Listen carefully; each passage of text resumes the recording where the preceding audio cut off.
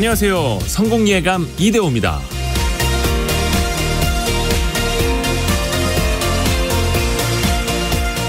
그리스 신화 속에서 피그말리오니아라는 한 조각가가 아름다운 여인 조각상을 만들었습니다. 그리고 그 조각상과 사랑에 빠지죠. 조각상과 너무나 간절한 사랑에 빠지자 미의 여신 아프로디테가 그의 소원을 들어주었다고 합니다. 조각상을 진짜 여인으로 만들어준 거죠. 이런 신화를 빗대서 피그말리온 효과라는 심리학 용어가 만들어졌습니다. 기대하거나 예측하는 것이 진짜 실현되는 경우를 말하는데요. 그런데 우리 현실 속에는 아프로디테가 없습니다. 어떤 기대만 품고 예측만 깊이 한다고 해서 어느 날 갑자기 어떤 여신이 나타나 우리의 꿈을 이루어줄 리가 없죠. 피그말리온 신화가 진짜 말해주는 건 조각상이 진짜 사람이 되길 열심히 기대하라는 게 아니라 사람으로 만들 수 있을 만큼 진짜 같은 조각상을 만들라는, 즉 엄청난 노력과 실력, 거기에 진심이 더해졌을 때 비로소 그 꿈이 현실화될 수 있다는 뜻 아닐까요? 신화와 현실의 차이가 바로 그런 것 같습니다. 6월 21일 수요일 성공예감 이대호입니다. 시작합니다.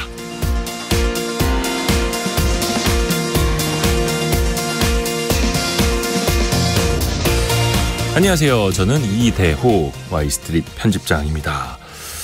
자, 오늘도 힘차게 여러분과 함께 경제상식 퀴즈로 소통하면서 시작을 하겠습니다. 조금 전에 뉴스에서도 또 나오던데요. 조금 전에 한국전력이 3분기 이것을 발표를 했는데요. 올해 이미 2차례, 그리고 지난해부터 5차례 올린 이것을 이번에는 동결하기로 했죠. 국민 부담을 고려해서 2분기와 동일하게 적용하기로 했습니다. 그래서 7월부터 9월까지의 이것은 킬로와트 시당 136.23원이 적용될 전망이라고 하는데요. 우리가 뭐 냉장고, 에어컨, 건조기 등등을 사용할 때 쓰는 만큼 내는 요금을 뭐라고 할까요? 참고로 무슨 세금이 아니라 요금입니다. 세금이 아니라 요금입니다. 짧은 문자 50원, 긴 문자 100원이 드는 샵 9730으로 참여해 주시면 되고요. 추첨을 통해서 계속해서 선물도 보내드립니다. 실시간 방송 상황은 KBS 콩 그리고 유튜브를 통해서 함께 하시고요. 성공예감 이대호입니다. 자주 검색하시면 성공이 가까워집니다.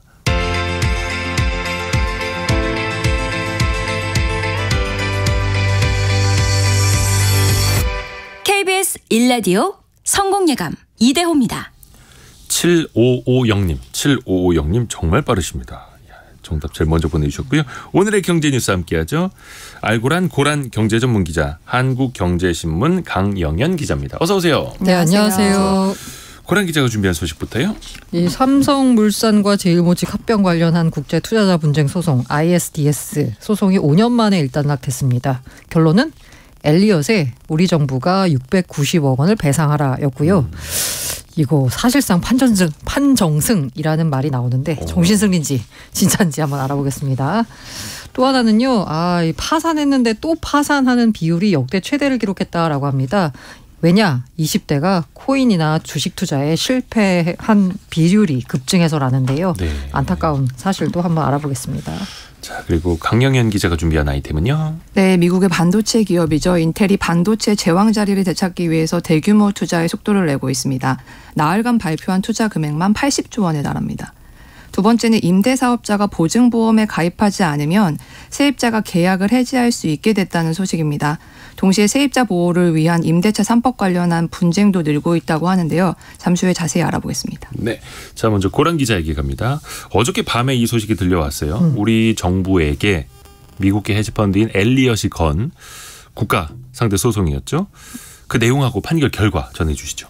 자, 일단 엘리엇이요. 뭐라고 했냐면 왜 소송을 냈냐. 삼성물산과 제일모직의 합병 과정에서 보건복지부와 국민연금공단의 외압이 있었고 이 때문에 삼성물산 주주로서 7억 7천만 달러 약 1조 원입니다. 손해를 봤다라고 주장했습니다. 그래서 18년 5월에요. 우리 정부 상대로 투자자 국가 분쟁 해결 ISDS를 제기를 했고요. 소송 제기 5년 만인 어젯밤에 국제상설중재재판소에서 판정이 나왔습니다. 우리 정부가 약 690억 원을 배상해야 된다라고 합니다. 요게 엘리엇이 청구한 손해배상 원금의 약 7% 수준입니다. 재판부는 여기에다가요. 엘리엇이 우리 정부에 법률 비용 345만 달러 44억 원을 지급하고 우리 정부는 엘리엇의 법률 비용 2,890만 달러를 지급하도록 명령했습니다. 그래서 아마 기사 보시면 690억이다 1,300억이다 숫자가 헷갈리실 텐데요. 이게 법률 비용까지 합치면 1,300억이고요. 그 배상 내용 판결만 놓고 보면 690억입니다. 판결 금액하고 거기에다 그동안에 지연된 이자 그리고 법률 비용까지 하면은 1,300억 원. 이게 판정 승인지 판정 팬지는 모르겠는데 일단 그 삼성물산하고 제일모직 합병 과정에서의 문제 때문에 투자자 국가소송을 엘리엇이 걸었던 거잖아요. 이게 2015년 일입니다. 좀 거슬러 올라가 볼까요? 그렇죠. 오래전 일이라서 기억이 가물가물하실 텐데요. 네. 이 삼성물산 지분을 11.21% 국민연금이 들고 있었습니다. 15년 7월에 기금운용본부 투자위원회에 통해 가지고 삼성물산과 제일모직 합병 찬성하기로 결정했습니다. 이 내용이 이제 다음날 시장에 알려졌고요. 그러자 행동주의 펀드인 엘리엇이 삼성물산 지분 7.12%를 취득한 뒤에 삼성물산과 제일모직의 합병 비율 1대 0.35 이게 삼성물산에 지나치게 불리하다라면서 합병에 반대했습니다. 삼성물산과 제일모직의 각각 대규모 지분을 갖고 있던 국민연금이요 합병에 찬성했습니다. 그리고 엿새 뒤에 두 회사의 주주총회에서 국민연금이 찬성하면서 결정적으로 합병안이 통과가 됐고요. 기회를 엿보고 있다가 3년 후인 18년 7월에 엘리엇이 삼성물산과 제일모직의 합병 과정에 정부가 부당하게 개입해서 7억 7천만 달러 손해를 봤다라면서 상설중재재판소에 중재를 신청했고요. 이때가 어느 시점인지 한번 기억을 해보시면 네. 이른바 이제 국정농단 특검이 진행되던 때예요. 네. 이재용 삼성전자 회장이 두 회사의 합병을 위해서 박근혜 전 대통령과 최서원 씨에게 뇌물을 건넸다라면서 17년 2월에 재판에 넘어갔고요. 엘리엇이 요거 기회 삼아서 이게 유죄 판결 나오니까 우리나라에 소송을 건 겁니다. 이후 상설중재재판소에서 엘리엇은 정부의 불법적인 개입이 없었으면 국민연금은 합병에 찬성하지 않았을 것이라고 주장을 했고요. 네. 반면 우리 정부는 정부 개입 없이도 국민연금은 합병을 찬성했을 것이다 라고 맞섰습니다. 자, 그런데 이번 판결 결과를 어떻게 해석해야 될지 690억 원 거기다 법률 비용, 이자 비용 합치면 1,300억 원. 이게 사실상의 패소입니까? 사실상의 승리입니까? 일단은 대법원이 지난해 4월에 문영표 전 보건복지부 장관과 홍완선 전 국민연금 기금운용본부장의 유죄를 확정했습니다. 네. 이 유죄가 확정이 됐으니까 유죄가 확정이 됐다는 얘기는 정부가 국민연금에 압력을 행사했다. 라는 거잖아요. 잘못했다라는 게 명백해진 거죠. 네, 때문에 아마 이 중재재판소 재판부도 이런 일련의 상황을 아마 주요 판단 근거로 삼지 않았을까라는 예상입니다. 사실 진 거죠. 네. 근데 금액으로 보자면 우리 정부가 사실상 판정승을 거뒀다라고 평가하고 있습니다. 이게 사실 저는 잘 모르겠어요. 정신승리인지 아니면. 어찌됐든 간에 천문학적인 금액이에요. 네네. 그래서 법무부 주장은 이렇습니다. 엘리엇의 청구 금액 가운데 배상 원금 기준으로는 약 7%만 인용했다. 그러니까 우리 정부가 93% 승소한 거다라고 하고 있습니다. 그러니까 정부의 설명은 뭐냐면요. 이 표면적으로는 우리 정부가 엘리엇의 손해를 배상하는 형식을 취하고 있지만 이 내용면에서 보자면 법무부가 불리했던 재판 여건을 극복한 거다라고 분석하고 있습니다. 왜냐하면 엘리엇 측이요. 국정농단 재판 결과를 근거로 우리 정부 논리를 비판해왔기 때문이죠. 근데 1조 원 청구했는데 690억. 근데 뭐 예를 들어서 10조 원 청구했는데 690억이었으면 그럼 평가가 달라졌을지. 100조 원 청구했는데 690억이면 평가가 또 달라졌을지. 참 관점에 따라 달라질 것 같습니다. 어찌됐든 간에 피 같은 돈. 네, 맞아요. 국민의 혈세가 들어가게 생겼습니다. 엘리엇에게. 네. 일단 그런 배상금은 네. 누가 내는 겁니까? 아까 혈세라는 말씀도 하셨잖아요. 세금에서 나옵니다. 일단은. 네네. 그 원론적으로 보자면요. 정부가 엘리엇에 배상한 뒤에 합병에 책임이 있는 인물들에 대해서 구상권 행사할 수도 있습니다. 박근혜 전 대통령, 이재용 삼성전자 회장에 대해선 부정한 청탁과 함께 뇌물을 주고받은 혐의가 인정된 상태이고요. 그러니까 가능하죠. 게다가 문영표 전 복지부 장관, 홍완선 전 국민연금공단 기금운용본부장도 이게 유죄가 확정이 됐기 때문에 이들에 대해서 아마 구상권 청구 대상으로 인정될 소지가 상당히 크다라고 볼 수 있겠고요. 구상권. 네. 오늘 오후에 법무부가 결정문 분석 결과를 공개한다라고 합니다. 만약에요 정부가 중재 결과에 불복한다라고 하면요 28일 안에 취소 신청을 해야 됩니다. 불복할 건지 여부는 법무부는 면밀히 검토한 후에 결정하겠다라는 입장을 밝혔습니다. 나중에 정부가 국정농단 그 장본인들에게 구상권을 어떻게 행사하는지도 계속 지켜봐야겠네요. 국민의 돈이니까요. 이거 말고도 그 국제 투자 분쟁, 네. 투자자 국가 소송 진행 중인 게 많잖아요. 네, 일단은 당장 미국계 헤지펀드인 메이슨 역시 엘리엇과 같은 이유로 2억 달러의 손해가 발생했다라면서 국제 투자 분쟁 소송을 제기한 상태입니다. 요거 지금 엘리엇 판결이 났잖아요. 그러니까 정부와 메이스 간 ISDS 역시 변론 절차가 종결된 상태이고 조만간 결론이 날 것 같습니다. 그 밖에 우리나라 정부는요. 스위스 기업 쉰들러와의 분쟁 이거 손해배상 청구액이 1억 9천만 달러 정도 되거든요. 요거 등 5건의 ISDS 판정을 기다리고 있는 상태입니다. 이뿐만이 아니라 삼성물산하고 제일모직의 합병 사이에서 피해를 당했던 게 외국계 펀드들만이 아니고 우리나라 개인 투자자들, 국내 펀드들도 많을 텐데 또 관련된 소송이 진행되는 것들도 있더라고요. 맞습니다. 계속 줄줄이 좀 많이 좀 지켜봐야겠습니다. 강영현 기자 아이템인데 미국의 대표적인 반도체 기업이죠. 인텔이 대규모 투자에 나서네요. 네, 외신에 따르면 인텔이 지난 나흘 동안에만 폴란드, 이스라엘, 독일 등 3개의 해외 반도체 공장 설립 투자 계획을 발표했습니다. 네. 규모가 엄청난데요. 80조 원 이상입니다. 먼저 독일의 새로운 반도체 공장 2개를 설립하기 위해서 300억 유로, 그러니까 42조가 넘는 돈을 투자한다고 밝혔습니다.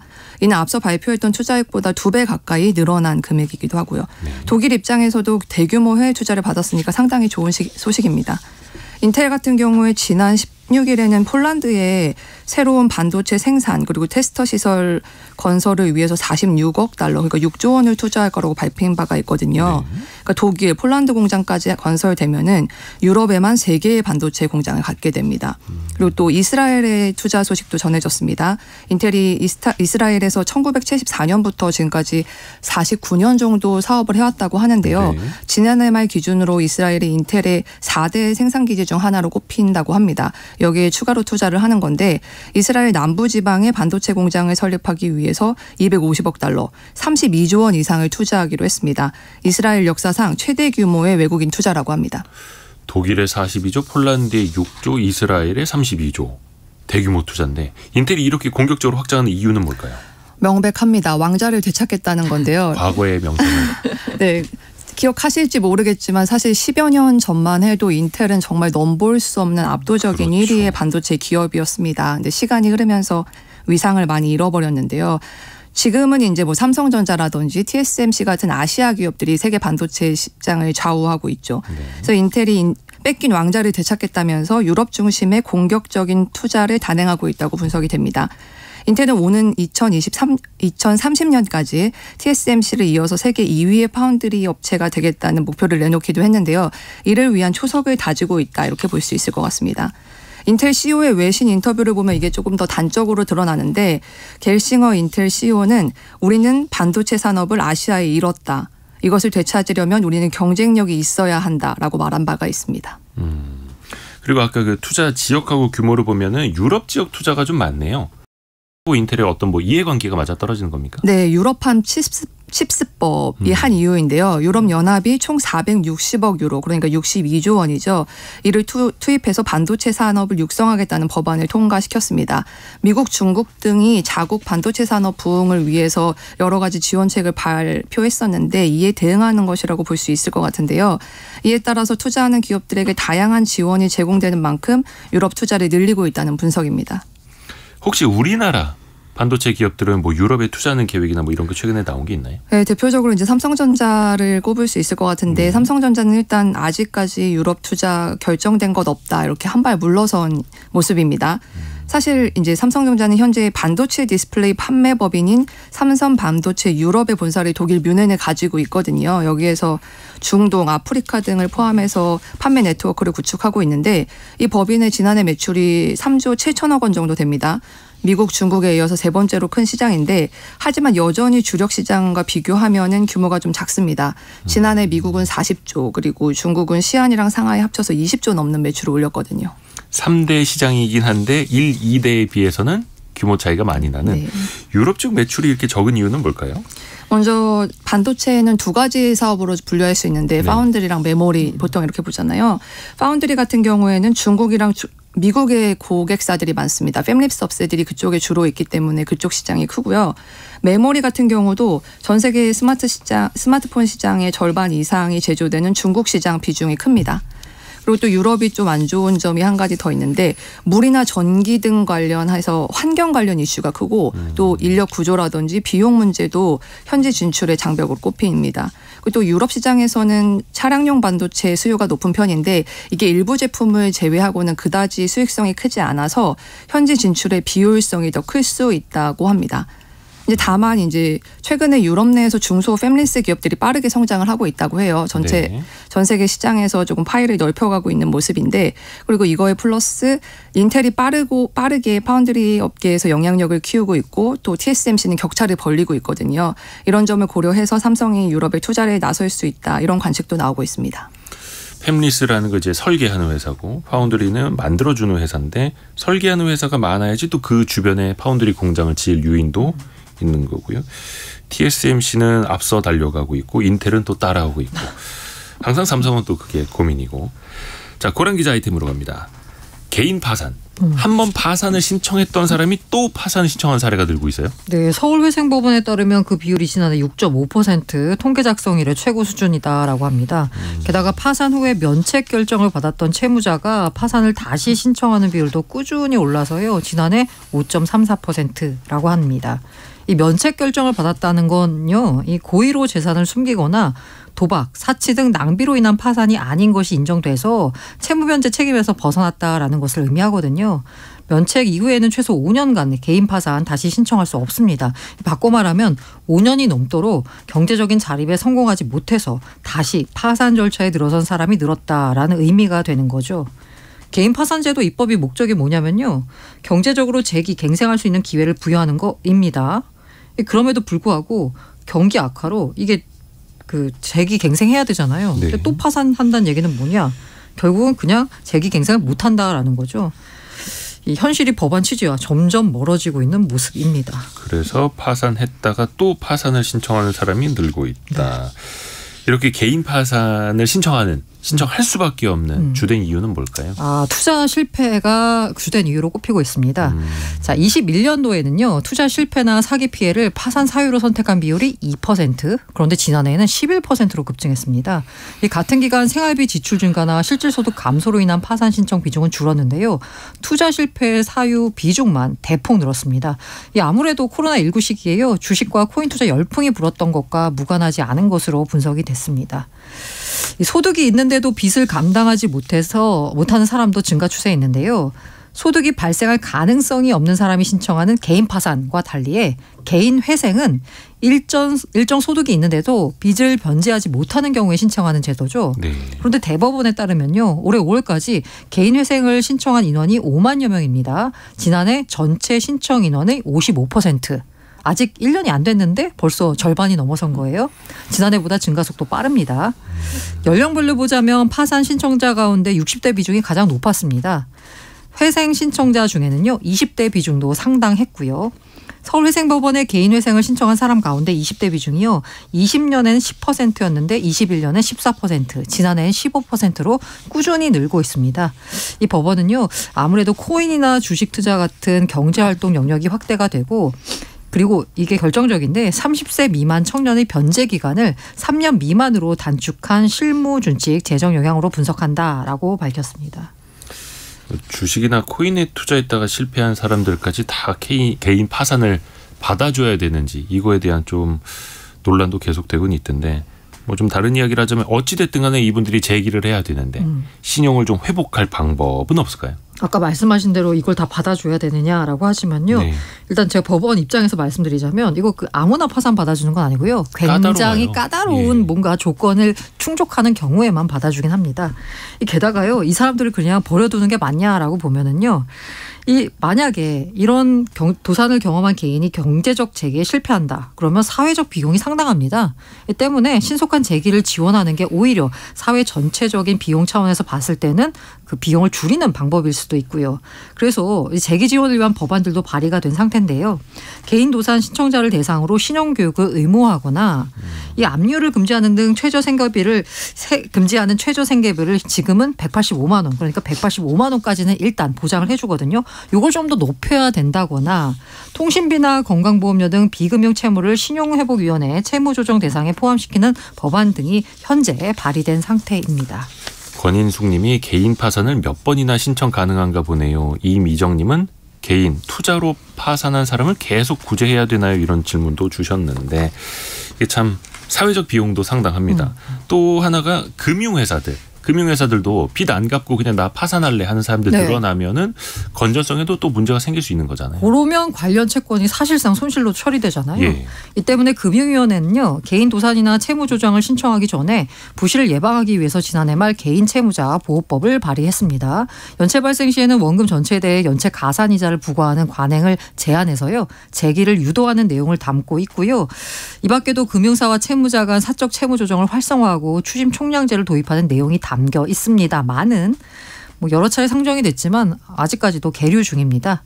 이 법안 도입이 늦어지니까 금감원 자체적으로 나섰는데요. 특히 저축은행 업권과 뭔가 그 자체 채무 조정 활성화를 추진하기로 했습니다. 연체가 발생하기 전에 부실이 예상되는 차주를 대상으로 만기 연장하거나 금리를 인하해 주는 방안 등이 검토되고 있습니다.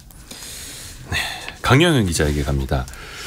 전세 사기 문제가 워낙 심각하다 보니까 전세 보증 보험 이거 꼭 챙기는 분들 많아지셨는데 그런데 세입자가 들어가려다가 저 집이 어떤 이유로 전세 보증 보험이 가입이 안 되는 집이었네 하면은 이걸 퇴짜를 놓을 수 있는 제도가 생깁니까? 네네. 어저께부터인데요. 어제 이후로 맺어진 임대차 계약부터는 세입자가 계약 해지하거나 해지할 때 그 사유로 보증보험 가입 의무 위반이 추가됩니다. 최근에 논란이 된 전세 사기 사건에서 임대사업자의 케이스인 건데요. 그 보증보험에 가입해야 하지만 실제로 가입하지 않은 경우가 많았는데 그래서 제도가 개선이 됐습니다. 또 다음 달부터는 임대사업자가 보증보험에 가입하지 않아서 계약이 해지되거나 해제됐을 때 발생한 손해는 임대사업자가 배상 책임을 지도록 하는 내용의 특별법 시행 규칙도 시행될 예정입니다. 그러니까 다만 근데 다음 달에 법에 명확하게 규정이 되는 거지 사실 이 규칙이 개정되기 전에도 만약에 보증보험에 가입하지 않았을 때 민법상의 배상 책임은 임대인이 져야 합니다.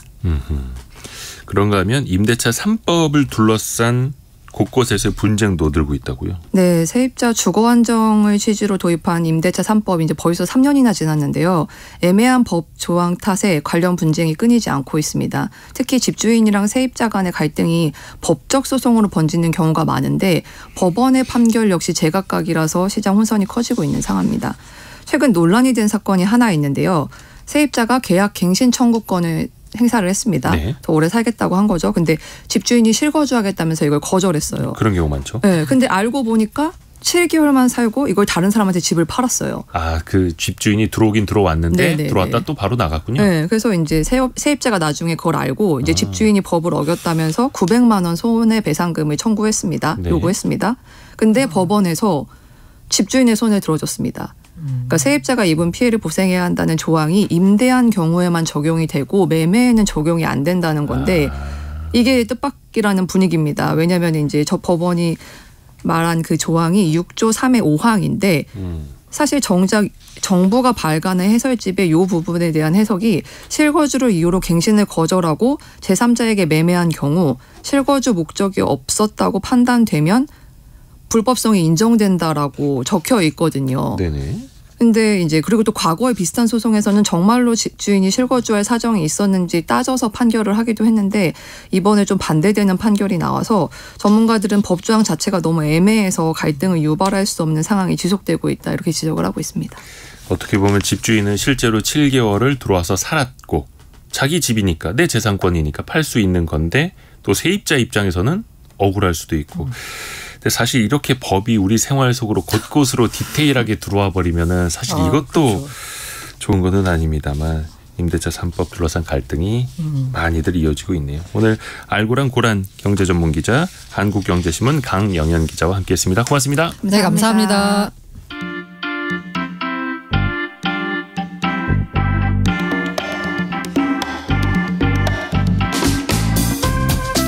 지금 여러분께서는 KBS 1라디오 성공예감 이대호입니다를 듣고 계십니다.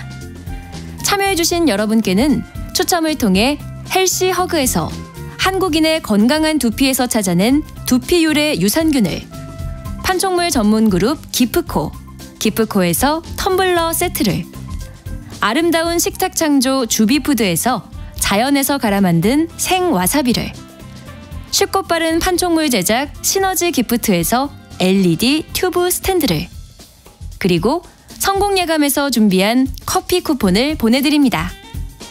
당첨자는 성공예감 이대호입니다 홈페이지에서 확인하세요. 성공예감 이대호입니다. 함께하고 계십니다. 9시 30분 31분 흘러가고 있네요. 경제상식 퀴즈 한 번 더 말씀해 드릴게요. 3분기 이것이 오늘 아침에 동결된다라고 발표가 됐죠. 지난 분기와 같이 킬로와트 시당 5원을 상한선으로 적용하는 건데요. 이 요금은 크게 기본 요금에 전력량, 즉 기준 연료비, 또 그리고 연료비 조정 단가, 기후 환경 요금 등으로 구성이 되는데요. 물가 부담을 고려해서 연료비 조정 단가를 전분기 수준으로 유지한 거고 다른 항목도 조정하지 않은 겁니다.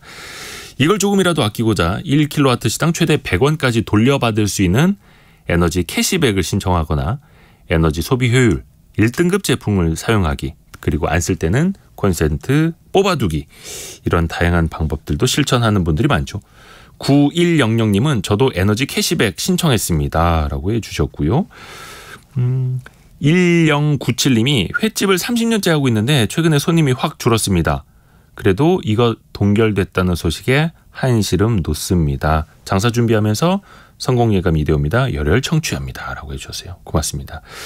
2400님 구형 에어컨을 쓰고 있는데 작년에 이것 폭탄을 맞았는데 올해도 또 그럴까 아주 걱정됩니다 라고 보내주셨고요. 9808님 예전에 우리 동네 이웃 아저씨가 이거 검침원이었습니다. 현금이 늘 있는 집으로 인식되어서 동네 사람들이 급히 작은 돈 필요하면 이 집에 돈 꾸러가고 했었다. 아 그런가요? 네. 예전엔 검침하러도 많이들 다니셨는데 이제는 또 방식도 많이 달라져가지고요. 많은 여러분의 정답 보내주시고 또 여러분의 의견도 많이 기다리고 있겠습니다. 짧은 문자 50원, 긴 문자 100원이 드는 샵 9730 그리고 KBS 콩이 열려 있습니다. 오늘의 움직임에 주목하고 세상의 흐름을 놓치지 않습니다. 여러분의 내일을 응원하며 성공의 열쇠를 함께 찾아갑니다. 성공예감 이대호입니다. 어제에 이어서 오늘도 전국 곳곳에 비가 내리고 있죠. 이럴 때 반드시 우산이 필요한데 힘든 상황에서 우산을 스스로 접어버리시는 분들이 늘고 있다고 합니다. 어떤 이야기냐? 노란 우산 공제 이야기입니다. 노란 우산 공제. 지난해 말 기준 국내 소상공인 4명 중에 1명이 자영업자 퇴직금인 노란 우산에 가입하고 있는데 여러 가지 이유로 이 공제를 깨버리는 분들이 많다고 하네요. 어떻게 해야 하는지 도움 말씀을 좀 구해보겠습니다. 한국재무설계 자산관리연구소의 김상수 소장입니다. 안녕하세요. 예, 안녕하세요. 노란 김상수 콘스탄트 김이라고 합니다. 네. 예? 필명이 콘스탄트 김이고요. 네네네. 한국재무설계가 아니고 예. 티스와 함께 돈 버는 아카데미 대표가 되겠습니다. 아, 예. 어렵습니다만 예. 알려주셔서 감사합니다. 네네. 노란 우산 공제 저희도 여러 번 알려드렸습니다만 그래도 혹시 모르시는 분들을 위해서 개괄적으로 좀 정리 부탁드립니다. 네. 노란 우산 공제는 원래 이름은 소기업, 소상공인 공제 상품이 되겠습니다. 네네. 그러나 이제 노란 우산 공제로 많이 통용되고 있는데요. 자영업자의 생활 안정을 위해서 그다음에 또 노후 보장을 위한 공제 상품이 되겠고요. 공제에 가입한 자영업자나 법인 대표는요. 매월 일정 금액을 납입하면 소득 공제를 해주고 있습니다. 그다음에 네. 적립금은 연복리라고 하는 엄청나게 좋은 이자 방식으로 지급을 하고요. 폐업하거나 사망 또는 10년 이상 나입하고 만 60세 이상이 되었을 때는 공제금을 일시금 또는 최장 20년 동안 수령이 가능합니다. 그리고 가입 대상은요. 소기업 소상공인이고요. 개인이나 법인 대표가 되겠죠. 그다음에 업종별로 평균 3년 동안의 매출액을 기준으로 해서 기준액 이하면 가입이 가능합니다. 이른바 그래서 자영업자의 퇴직금이라고 불리던데요. 그러면 실제로 은퇴했을 때 후에 네네. 도움이 되는 정도인가요? 물론 이제 내는 금액에 따라서 좀 달라지긴 하겠습니다만. 그렇습니다. 내는 금액이 많다면 당연히 노후 자금으로 쓸 수 있는데요. 네. 이 노란우산 공제는 노후보다 먼저 사업 재기 자금으로 쓰이는 것이 더 중요합니다. 그리고 아무런 문제가 없다면 노후 생활비로 쓰면 좋겠죠. 그러다 보니까요. 최장 20년 동안 나중에는요. 이상 없이 적립하다 보면은 연금으로 분할해서 받을 수 있기 때문에 노후 생활비로 적합할 것 같습니다. 노후 생활 자금도 되고 사업 재기 자금도 된다. 그렇죠. 네네. 또 어떤 이점이 있는 게 있을까요? 자, 그리고 이제 노란우산 공제는 바로 소득공제 효과입니다. 네. 그래서 연말정산 시 환급이 가능하다는 것이죠. 그래서 그 소득이 4천만 원 이하인 사람들은 500만 원까지 소득공제를 해주고 있습니다. 따라서 세율에 따라서 매년 33만 원에서 82만 5천 원을 환급받을 수가 있으니까 절세 효과가 있겠죠. 그다음에 4천만 원 초과 1억 원 이하일 땐 300만 원까지 공제가 가능하고요. 1억 원 이상 초과되는 고소득자는 200만 원까지 소득 공제가 가능한데요. 중요한 것은 자영업자는 정년이 따로 없지 않습니까? 네네. 그래서 지속적인 소득 공제가 가능하고요. 그다음에 많이 넣었을 때 유사시, 폐업 등으로 사업 재기 자금으로 사용도 가능하다는 것이죠. 그런데 사업 재기 자금, 세제 혜택도 받으면서 노후도 준비하고 다 좋은데 이 노란우산 공제를 중간에 깨버리는 분들이 좀 늘고 있다고 해요. 네, 그렇죠. 폐업 공제금 경기가 신청하는. 네. 예, 요새 경기가 안 좋다 보니까 공제금 신청자가 많은데요. 공제금 신청자 중에서 유일하게 폐업 사유가 많다는 것은 경기가 좋지 않은 결과고요. 특히 자영업자들이 요새 보니까요. 빈익빈 부익부 편차가 커서 영세 자영업자의 현실이 아닌가 생각합니다. 폐업을 많이 할 수밖에 없는 처지로 몰리는 것 같아서 좀 안타깝지만은 다만 최선의 방법을 통해서 최선의 강구책을 만들 필요도 있습니다. 근데 만약에 폐업을 했어요. 그래서 내가 좀 너무 힘들어요. 그래서 이 노란우산 공제를 해지했다. 그러면 그동안에 낸 돈은 그대로 다 돌려받는 겁니까? 폐업을 했을 때는 공제했을 때 불이익이 별로 없습니다. 납입 원금 플러스 이자에 대해서 복리로 굴러가서 공제금을 받을 수가 있고요. 현재 기준으로 그 공제금에 대한 기준 이율은 3.0% 연복리를 쓰거든요. 그러니까 일반 다른 상품보다 좋다고 볼 수가 있겠죠. 물론 공제금을 일시에 받는다면은 퇴직소득세를 내야 되는데요. 퇴직소득세는 퇴직금에 대한 소득세거든요. 그러다 보니까 분류과세로 세금은 그다지 많지 않습니다. 아하, 분류과세가 되니까 고율의 세금은 아닌 거고. 그렇습니다. 혹시 지금 당장은 내가 폐업을 해서 노란우산 공제 해지할 수밖에 없지만 나중에 만약에 다시 사업을 시작한다. 그때 다시 가입할 수 있습니까? 다시 가입하는 것은 언제든지 가능하고요. 그러나 지금 현재 폐업을 하지만 낼 수가 없지만 부금 통상 기능이라는 것이 있습니다. 뭐냐면요. 폐업을 했지만 공제금을 받지 않는 거예요. 그 상태에서 대기하고 있다가 다시 사업이 개시되면 다시 넣으면 되거든요. 아하. 이렇게 해서 부금 통상 기능을 이용한다면 연복리 효과하고 장기 납입이 가능한데요. 만약에 공제금을 받았다. 그러면 부금 통상 효과는 없고 나중에 다시 사업을 했을 때 다시 새로 가입해야 됩니다. 폐업을 하더라도 부금통산 그러니까 찾아가지 않고 계속 공제에다 맡겨두고 내가 사업을 다시 재기했을 때 계속 부을 수도 있는. 그렇습니다. 근데 이제 당장 이 매달 노란우산 공제금 내는 게 부담스럽다 해서 해지를 고민하시는 분들도 있더라고요. 그런 분들한테 좀 어떻게 조언해 드릴 수 있을까요? 일단은 납입 금액이 5만 원에서 100만 원까지 자유납입이거든요.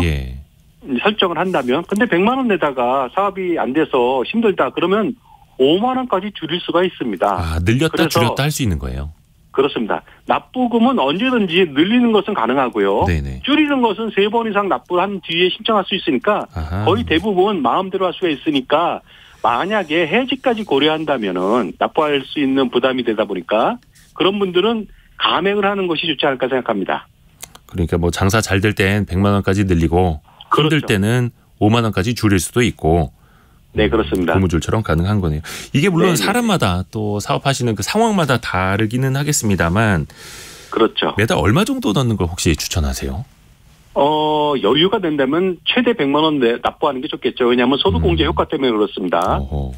그리고 보통 자영업 하시는 분들은 부부가 같이 하는 경우가 많잖아요. 네. 그럴 때는 부부가 공동사업자로 등록해서 부부간 가입이 중요합니다. 같이 내는 그렇게- 거예요, 부부가? 그렇죠.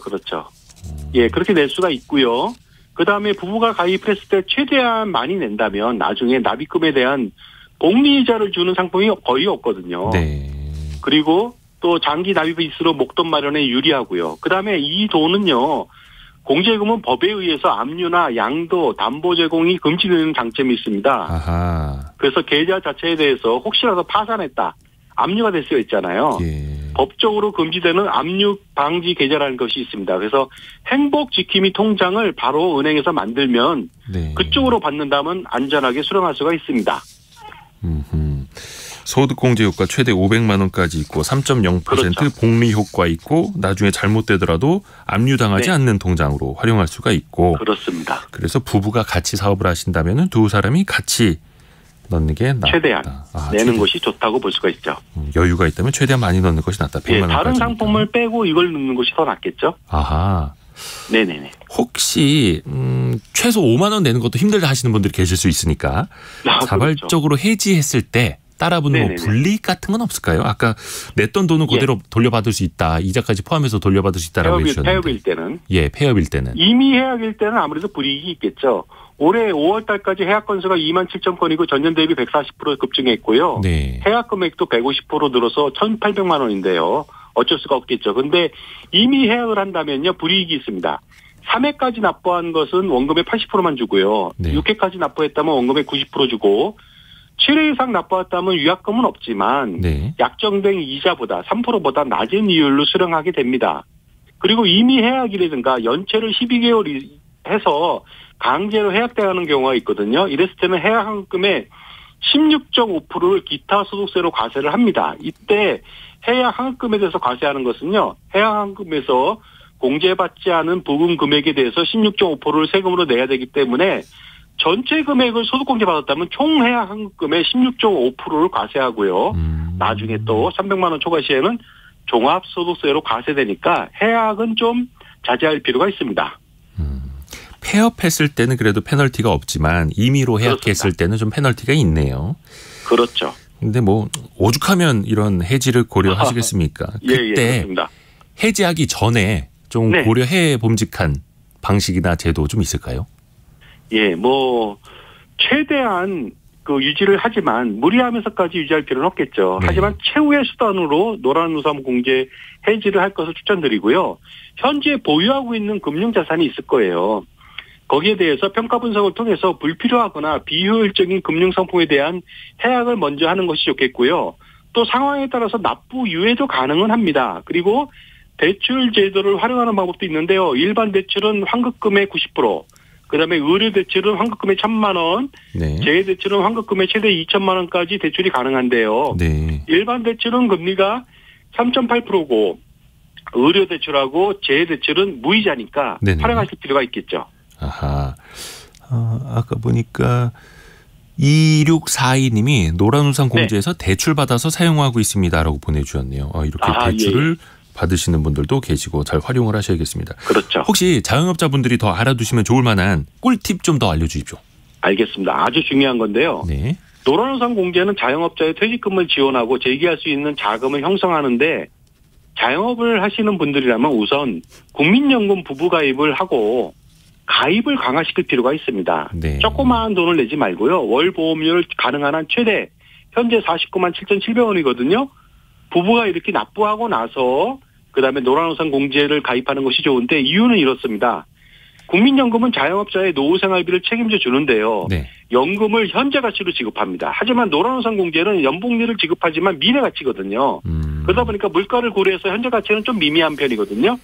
따라서 자영업자라면 국민연금을 부부가 최대한 가입을 한다면 최고의 연금을 받을 수 있고 또 네. 무료로 장애연금이라고 하는 장애보장도 받을 수 있으니까 일거양득이 되고요. 네. 그런 다음에 다른 상품보다는 우선적으로 노란우산공제를 최대한 가입하면 좋겠습니다.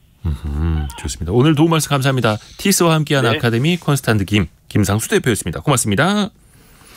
라디오 정보센터 다녀오겠습니다. 올해 1, 2분기 연속 오른 전기요금이 3분기에는 동결됐습니다. 한국전력은 3분기 연료비 조정 단가를 1kW시당 5원으로 유지한다고 밝혔습니다. 인천국제공항공사는 국제항공운송협회 슬롯 조정회의 항공기 운항 스케줄 협의 결과 올해 동계 시즌 각 항공사 항공기의 운항 횟수가 역대 최대인 19만 3천여 회로 집계됐다고 밝혔습니다. 국토교통부는 현대자동차와 기아자동차, 메르세데스 벤츠 코리아, 한국 GM, 폭스바겐 그룹 코리아 등에서 제작 또는 수입 판매한 22개 차종 32만 6,723대에서 제작 결함이 발견돼 자발적으로 시정 조치, 리콜한다고 밝혔습니다. 오늘 새벽 4시쯤 경기도 시흥시 제3 경인 고속화도로 월곡분기점 인근에서 8.5톤 음식물 쓰레기 수거 차량이 중앙 분리대를 들이받아 50대 운전자가 숨졌습니다. 지금까지 라디오 정보센터 조진주였습니다. 대한민국 소비시장의 변화를 모니터링하는 살펴보는 시간입니다. 트렌드 팔로우 서울대 소비 트렌드 분석센터 한다희 연구위원입니다. 어서 오세요. 안녕하세요. 안녕하세요. 혹시 편의점 자주 가세요? 네, 자주 갑니다. 요즘 거의 편의점 없이는 못 살죠. 그렇죠. 예. 편의점 소식 오늘 전해드릴 텐데 최근에 편의점과 관련된 소비 트렌드 어떻게 좀 변하고 있을까요? 네, 과거에는 사실 소비자들이 편의점에 한 끼 때우려고 또 예. 급하게 간단한 것들을 사려고 갔었잖아요. 잠깐. 그렇죠. 근데 요즘에는 일상 속의 대부분의 소비를 말씀하신 대로 편의점에서 해결하는 소비자들이 참 많아지고 있습니다. 실제로 데이터를 살펴보면 2011년에는 2만 개였던 국내 편의점 수가 네. 10년 만에 5만 개를 돌파했어요. 그래서 이제 사실 한 집 건너 한 집이 편의점인 시대입니다. 이에 따라서 소비자도 편의점에 대한 인식이 많이 바뀌었고 편의점 소비 자체가 달라졌는데요. 특히 요즘에는 편의점을 시작으로 재미있는 유행들이 많이 번져나가고 있어요. 네. 그래서 편의점이 사실 트렌드의 선봉장 역할을 하고 있기도 합니다. 그래서 오늘은 좀 달라진 편의점 소비에 대해 살펴보고자 합니다. 편의점이 5만 개를 넘어섰고 물론 편의점 하시는 분들 입장에서는 경쟁이 심화된 건데 그렇죠. 이용자 입장에서 보면은 편의점 가야 되는데 해서 길거리 이렇게 둘러보면 어딘가에 멀리 하나는 보이는 그렇죠. 편리한 시대이기는 합니다. 키워드를 통해서 한번 살펴볼까요? 첫 번째 키워드는 상품군의 다양화인데 편의점에서 어떤 제품까지 팔고 있는 겁니까? 네, 오픈 서베이 편의점 트렌드 리포트에 따르면 기본적으로 소비자들이 편의점에 많이 사던 간편식, 과자, 커피, 음료는 꾸준히 여전히 구매를 하고 있습니다. 네. 그런데 전년 대비해서 신선식품, 그리고 김치 절임식품, 와인, 위스키 같은 것들이 굉장히 증가를 했습니다. 구체적으로 살펴보면 주류의 경우에는 과거에는 맥주랑 소주가 사실 전부였습니다. 그렇죠. 그런데 몇 년 전부터 수제 맥주가 유행을 했잖아요. 네. 그래서 편의점에서도 수제 맥주 열풍이 불었고 최근에는 합리적인 가격의 와인이랑 위스키까지 편의점에서 구매를 합니다. 또 과거에는 컵라면, 삼각김밥만 우리가 위주로 구매를 했었는데 최근에는 편의점에서 아예 장을 보는 편의점 장보기족들이 많이 늘어났습니다. 아하. 그래서 편의점에서 10kg짜리 포대 쌀도 사고 또 1만 원대 숙성회도 사고 또 신선식품도 사고 밀키트도 사는 굉장히 다양한 그런 상품군을 사는 소비자들이 많아지고 있습니다.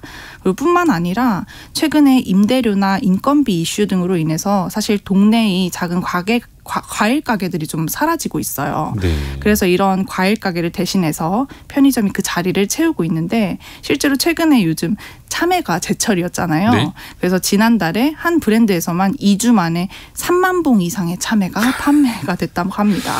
그래서 소비자들이 이제는 편의점에서 아보카도, 레몬, 방울토마토 같은 다양한 과일들도 사고 있는 거죠. 이거 동네 과일 가게 사장님들 힘들어하시겠는데. 그렇죠. 근데 또 과일 사러 마트까지 차 끌고 나갔다 오는 것도 좀 부담스럽기도 하고. 네. 조금 먹을 거라면 네. 숙성회도 팔고 쌀도 팔고 과일도 팔고. 근데 이제 상품군이 다양하다고만 해서 가는 건 또 아닐 테고 질도 좋아야 되잖아요. 그렇죠. 맞습니다. 두 번째 달라진 편의점 소비의 특징이 바로 신뢰가 높아졌다는 점입니다. 대표적인 예시가 바로 디저트인데요. 예. 최근 젊은 소비자층이 편의점에서 가장 주목한 아이템이 바로 이 디저트입니다. 사실 과거에는 편의점 빵이 좀 품질이 비교적 좀 낮은 양산빵 이미지에 가까웠는데 그렇죠. 최근에는 한 번쯤 사 먹어보고 싶은 프리미엄 디저트들로 편의점 빵이 좀 많이 바뀌고 있습니다. 막 그 안에 갖고 싶은 아이템도 들어있고. 그렇죠. 띠부띠부실 이런 것도 들어있죠. 스티커 같은 거. 네네. 대표적으로 우유 크림빵이 요즘 인기인데요. 네. 혹시 반갈샷이라고 아시나요? 반을 갈라가지고 네. 상품 속 내용물이 꽉 차 있다는 걸 인증하는. 크림 같은 거 보이게끔 찍는 네, 거. 맞습니다. 네, 아이고야. 그 반갈샷이 인기인데 그 빵을 딱 가르면 크림이 터질 듯이 이렇게 들어있는 그런 것들이 편의점 디저트에 많아지면서. 어디 막 요리 프로그램에만 나오던 그런 그림을 그쵸. 서로 사진 찍어서 공유하고. 그렇죠. 그래서 요즘 소비자들이 딱 좋아하는 그런 프리미엄 디저트 트렌드에 맞는 빵으로 입소문이 나고 있습니다. 아하. 박민호 님이 위스키를 사려면 어지간한 주류점보다 편의점이 더 편하고 저렴합니다. 라고 이야기를 해주셨고요. 맞습니다. 그래서 종류도 많아지고 있고 그쵸. 또 작은 병으로도 파니까 네. 간편하게도 많이 가서 살 수 있는 것 같습니다. 그리고 퀄리티도 좋아지고 있고 네. 혹시 백화점이나 대형마트 이런 다른 매장하고 다르게 편의점에서만 나타나는 특징 같은 건 뭐가 있을까요? 네, 바로 소비에서 재미를 추구한다는 점인데요. 네, 재미. 최근에 가장 두드러지게 나타나는 특징이라고 할 수 있습니다. 편의점에서 유독 소비자들이 이색적이고 재미있는 상품을 사려는 경우가 굉장히 많아지고 있습니다. 대표적으로 최근에 좀 화제가 된 상품이 하나 있는데요. 편의점에서 굉장히 큰 컵라면이 화제가 되고 있습니다. 네. 8인분 정도의 대용량 크기예요. 그래서 이게 한정판 컵라면이라고 하는데 1인분이라는 기존의 상품 공식을 깨면서 기존 제품보다 굉장히 큰 컵라면으로 인기가 있습니다. 이건 사실 필요보다는 좀 신기함이랑 재미로 승부를 본 제품인데 네. 유튜브에서 먹방 크리에이터들이 이걸 한번 먹어보자 하고 도전하는 콘텐츠로 인기를 끌면서 하루 만에 초도 물량 5만 개가 전부 다 팔렸다고 합니다. 심지어 중고거래 플랫폼에서는 정가의 3배를 주고서라도 사려고 하는 라면 하나를. 네. 근데 지금 컵라면 하나가 기존 제품보다 8, 9배 큰 거고 네. 그게 8,500원이에요? 그렇죠. 8,500원입니다. 근데 그걸 몇만 원 주고서라도 내가 사겠다. 네, 그 유행을 한번 따라가 보고 싶은 그런 이야. 소비자들이 있는 거죠. 그리고 또 다른 예로는 최근에 수류탄 맥주라고 해가지고 캔 뚜껑을 따면 뻥 하는 소리가 나는 거예요. 아, 소리가 더 크게 나는? 네네네. 어이, 무서워라. 그래서 청각적인 소리를 좀 재미있게 생각하는 또 젊은 소비자들이 이색 컨셉으로 화제를 일으키고 있습니다. 그러니까 이 편의점 업체들이 제조업체들이랑 같이 재미있는 걸 계속 개발을 하는 거죠. 그렇죠. 그러니까 사람들이 계속 줄 서서 사게 되고 네. 백화점은 고급이고 마트는 가격이나 양이라면 편의점은 편의에다가 재미까지 있는. 네, 그렇습니다. 또 편의점 가면은 여러 가지 서비스도 있지 않습니까? 네. 그냥 뭘 사러, 상품을 사러 가는 것도 아니고 편의점을 체험하러, 편의점이란다. 서비스를 체험하러 가기도 하고요. 그렇죠. 사실 편의점이 멀티 플랫폼으로 성장하고 있는데 예. 사라져가는 다양한 분야에 좀 오프라인 거점 역할을 하고 있다고 볼 수 있을 것 같아요. 예를 들어서 택배 서비스, 뭐 무인 택배함, 또 예. ATM기, 또 중고폰 수거해 주는 곳도 있고요. 골드바를 판매할 수 있는 금 자판기가 있는 곳도 있고요. 골드바를 살 수도 있는. 네, 또 세탁 대행해 주는 서비스랑 연계된 그런 편의점도 있습니다. 되게 다양한 기타 서비스들이 편의점에 많이 입점을 하고 있습니다. 그래서 동네 소비의 거점이 되고 있다고 볼 수 있겠습니다. 그래서 우리 삶 속에서 때려야 뗄 수 없는 곳이 그쵸. 되고 있는데 네. 이렇게 편의점 소비가 확대되는 가장 큰 이유를 꼽아볼까요? 네, 먼저 첫 번째로 편의점의 가장 큰 장점은 어디에나 있는 것이죠. 그래서 특히 지난 코로나19 팬데믹 3년 이후에 근거리 쇼핑 문화가 많이 정착이 됐습니다. 그렇죠. 이걸 슬세권 소비라고 하는데 슬리퍼를 신고 나갈 수 있을 만큼 가까운 거리에서 소비하는 이 슬세권 소비가 강화가 되면서 편의점에서 장을 보는 편의점 소비가 확대가 되고 있습니다. 또 둘째로 10대, 20대 젊은 소비자를 대상으로 새로운 브랜드와 상품을 다양하게 소비하는 그런 경향이 강해지면서 이러한 특징이 편의점 소비랑 좀 잘 맞아떨어지는 그런 경향을 보이고 있습니다. 한마디로 젊은 소비자들이 편의점에서 재미있고 다양한 상품들을 유행시키고 소비하는 게 하나의 놀이 문화화되고 있다. 이렇게 말씀을 드릴 수 있을 것 같고요. 마지막으로 편의점 소비 확대에 결정적인 영향을 미치는 것은 바로 1인 가구의 증가입니다. 역시. 네. 그렇죠. 한국은 1인 가구의 비중이 2000년에는 15%에 불과했어요. 그런데 2021년 기준으로 33%입니다. 20년 동안 매우 급증한 것인데요. 같은 기간에 4인 가구의 비중은 굉장히 감소한 것과 매우 대비되는 수치입니다. 이렇게 1인 가구가 증가하니까 소비자가 소비하는 것이 작아질 수밖에 없고 또 작은 소비에 특화된 편의점 소비가 늘어갈 수밖에 없는 것이죠. 그래서 편의점 소비가 계속 확대되고 있다고 볼 수 있겠습니다. 세 집 중에 한 집이 1인 가구고. 그렇죠. 이상목 님이 그 도시락 온라인에서 4만 원대에 팔리고 있더라고요. 그러니까 사람들이 더 줄 서서. 맞습니다. 줄 서서 사서 되팔려고 하는 사람도 있는 거고요. 조성빈 님 왠지 방송 듣다가 지금 당장 편의점으로 달려가고 싶네요. 앞으로 이 편의점의 전망 자체도 밝을까요? 어떻게 보세요? 방금 말씀드린 대로 편의점 소비가 1인 가구와 아주 연결돼 있기 때문에 한국보다 빠르게 증가한 일본을 살펴보면 좀 힌트를 얻을 수 있을 것 같아요. 그래서 실제로 일본에서도 그 편의점 업계의 경향을 보니까 1인 가구의 비중이 한창 성장할 때 편의점 업계가 함께 성장했어요. 근데 최근에 1인 가구 비중의 성장세가 좀 둔화되면서 편의점 업계의 성장세도 꺾였다고 볼 수 있습니다. 그래서 한국 역시 1인 가구의 비중이 증가가 점차 둔화되면 편의점의 성장세가 다소 주춤하지 않을까 싶습니다. 그런데 이제 유통업계를 전반을 살펴보면 과거에는 대형마트가 참 인기였어요. 그런데 편의점이 등장하면서 또 유통의 판로가 조금 변화가 있었죠. 그래서 앞으로의 유통에 또 어떠한 새로운 바람이 불지 귀추가 주목되는 상황입니다. 오늘은 재미있는 편의점의 세계를 들어봤습니다. 서울대 소비트렌드 분석센터 한다희 연구위원이었습니다. 고맙습니다. 감사합니다. 감사합니다. 2872님이 정답 땡땡땡 보내주셨고요. 저도 노란공제 가입했었지만 그걸 해지할 상황이 될 때는 사실상 감액해서 납입하는 것 자체도 힘들더라고요. 라고 보내주셨고요. 유지호님, 저는 양계업을 하고 있습니다. 농사용 전기 사용하고 있는데 농사용 이것도 많이 올랐어요. 라고. 계속해서 여러분의 정답 의견 많이 보내주세요. 그리고 2부에는 저희가 오늘 조선시대로 떠나는 날입니다. 조선시대에도 돈 때문에 싸웠던 사람들, 특히 상속 분쟁이 또 그렇게 많았다고 하네요. 재밌는 이야기가 기다리고 있습니다. 뉴스 듣고 10시 5분에 이한 작가와 함께 돌아오겠습니다.